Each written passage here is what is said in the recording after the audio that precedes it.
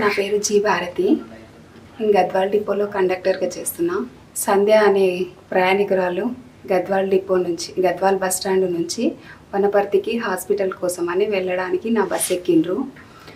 ఆమె గర్భవతి. ఆమె ఫిబ్రవరి వరకు 30 కిలోమీటర్లు ట్రావెల్ చేసిన తర్వాత పెయిన్స్ స్టార్ట్ అయినాయి. ఏమవుతుందని ఇబ్బంది పడడం చూసి నేను వెళ్ళి ఆమెను అడిగిన, ఏమవుతుందమ్మా అని అంటే, నొప్పులు వస్తున్నాయి మేడం అని చెప్పింది. ఆమె చెప్పినబడి ఎట్లుంది అని చెప్పేసి అంతలోపు ఎంతకైనా మంచిదనని 108కి కాల్ చేసి చెప్పిన. వాళ్ళు కూడా మేము వస్తాం మేడం అని చెప్పిండ్రు. ప్రయాణికురాలు చాలా ఇబ్బంది పడుతుంది. పెయిన్స్ ఎక్కువ అయ్యేసరికి నాచనల్లి దగ్గరికి వెళ్ళినబడే ఆ బస్సును సైడ్కి ఆపమని చెప్పినాము. మా డిఎం సార్కి కాల్ చేసి, సార్ పరిస్థితి గర్భవతి ఉంది, ఒక ఆమె పెయిన్స్ వస్తున్నాయి అని అన్నారు అని అంటే, మా డిఎం సార్ గారు కూడా అందుబాటులో హాస్పిటల్ ఉంటే తీసుకెళ్ళండి అమ్మా అని చెప్పిండ్రు తొందరగా. కానీ మాకు ఆ ప్రయాణికురాలు హాస్పిటల్కి తీసుకెళ్లే టైం కూడా ఇవ్వలేదు. పెయిన్స్ ఎక్కువయ్యి నాకు ఇబ్బంది అవుతుంది అని వెంబడే బండి పక్క కాపేసి ప్రయాణికులను అందరినీ కిందికి దించేసినాము. బస్సులో కూడా ఒక సిస్టర్ ఉన్నారు. ఆమె సహాయంతో ఆమెకి 5 నిమిషాలలోపే డెలివరీ అయిపోయింది. పాప పుట్టింది. రాఖీ పండగ సందర్భంగా పాప జన్మించడం చాలా ఆనందంగా అనిపించింది మాకు కూడా. కానీ ఈ అనుభూతి అసలు చెప్పడానికే రాదు. ఆ విషయం తెలిసి మమ్మల్ని ఎండి సార్ గారు కూడా మెచ్చుకొని ఈరోజు ఇక్కడికి పిలిపించి మాకు సన్మానం చేయడం జరిగింది. Alivelu Mangamma, nursing officer, MCH Wanaparthy, 2024 batch. నేను గద్వాల్ నుంచి వనపర్తికి బయలుదేరుతున్నా.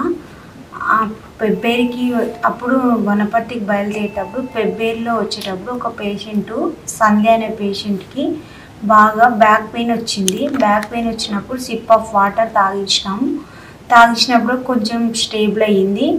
ఇంకా కొంచెం దూరం పోయేసరికి ఇంకా ఎక్కువైపోయేసరికి ఇంకా సిప్ ఆఫ్ వాటర్ తాగించినప్పుడు కొంచెం స్టేబుల్గా ఆమెను పడుకోబెట్టి సీట్ పైన నెక్కి 3 రౌండ్స్ చుట్టుకొని ఉండడం వల్ల బేబీకి బ్రీతింగ్ సరిగా ఆడలేకపోతుందని బేబీని తీసేసి డెలివరీ చేసినాము.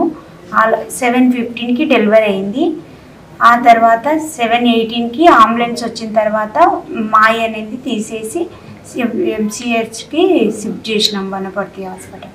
మా సేవను గుర్తించి ఇక్కడికి పిలిపించిన సజ్జనార్ సార్కి హృదయపూర్వక నా అభివందనాలు తెలుపుతున్నాను.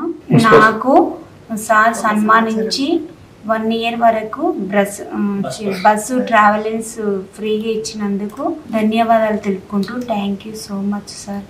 నా పేరు మురళీకృష్ణ. నేను గద్వాల డిపో మేనేజర్గా చేస్తున్నాను.